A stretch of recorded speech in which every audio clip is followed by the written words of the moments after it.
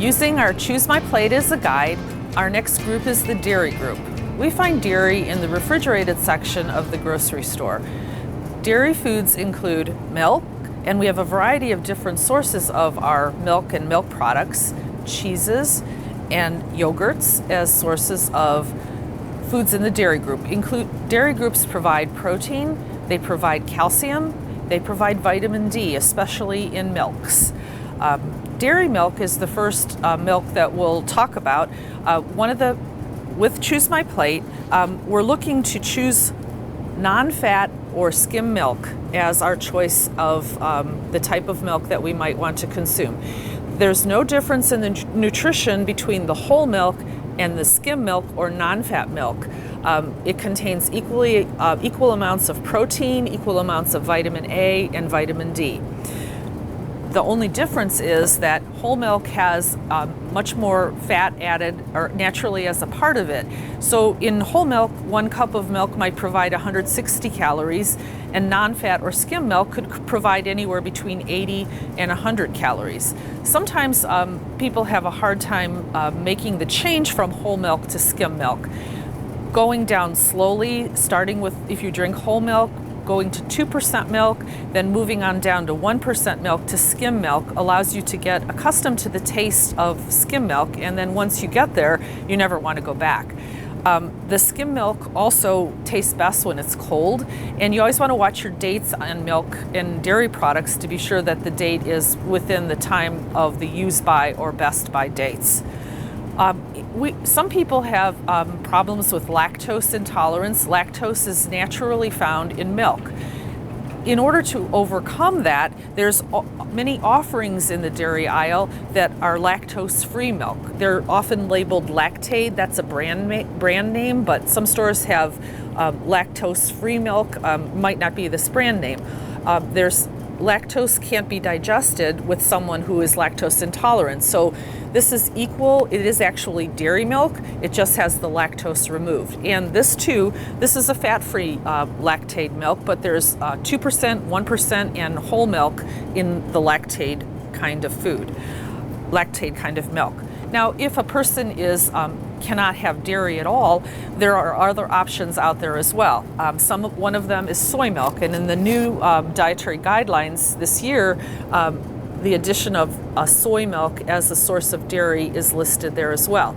There are many kinds of soy milk. Some of them are flavored, some of them are unflavored, some of them are sweetened, and some of them are not sweetened. So you have to, again, look at your nutrition facts panel to see what it is you're looking for, how many calories you're getting per portion, if you're getting the nutrients that you want. The calcium is added to the level of what you find in dairy milk. It is, though, if you can tolerate milk, regular dairy cow's milk is a more cost-effective option, because often this is 2 or 3 times as expensive as regular milk is.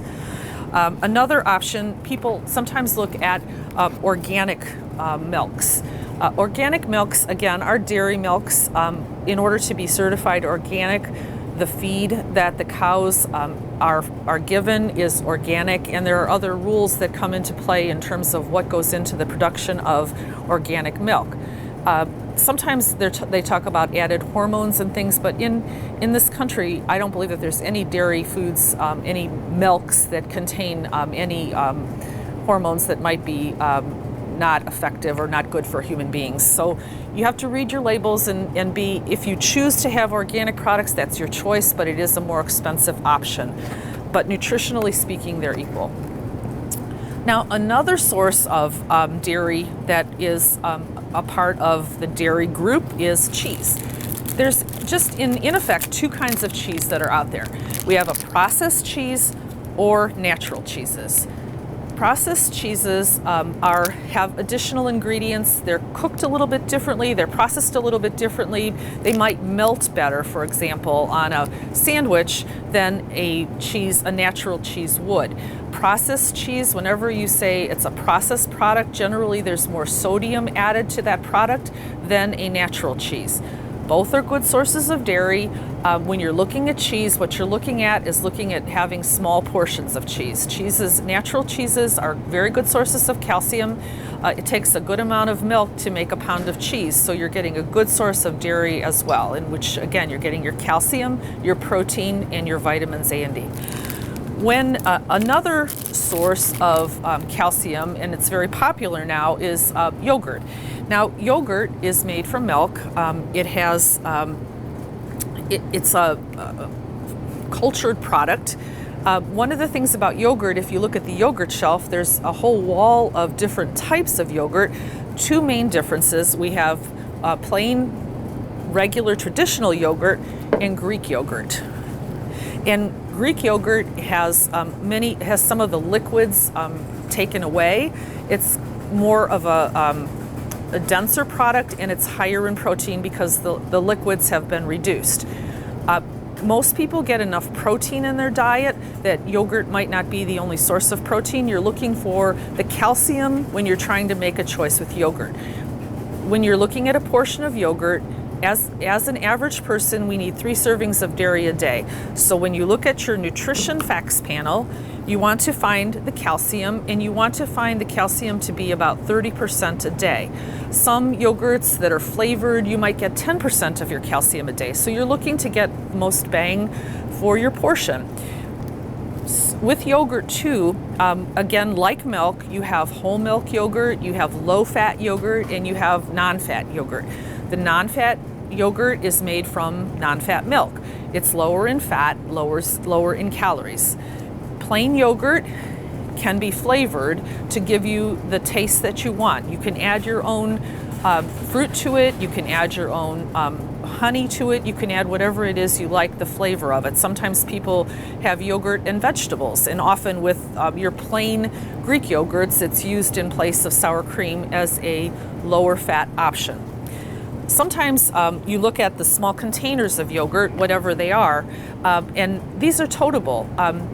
They're often more expensive than the big container and breaking it into smaller units, but if it's the difference between eating yogurt and throwing away a whole container, then probably the small containers are a good way to go, especially when you're taking it to work for breakfast or lunch. One of the ways to look at yogurt too, a lot of people use jars now for different things. You could pack your yogurt and fruit in a jar and take it with you to work and then reuse your jar. So lots of recipes out there online with what to do with those jars and yogurt and all different kinds of food. And one other thing about the yogurts, you're looking at some of the low-fat, light yogurts have artificial sweeteners. So if that's something you're choosing to do less of, be aware when you look at your nutrition facts panel in your ingredients statement, what it is you're getting. So when you're choosing My Plate and you're in the dairy aisle, the choices that you want would be choose low-fat, fat-free milks, yogurts, and small amounts of natural cheeses.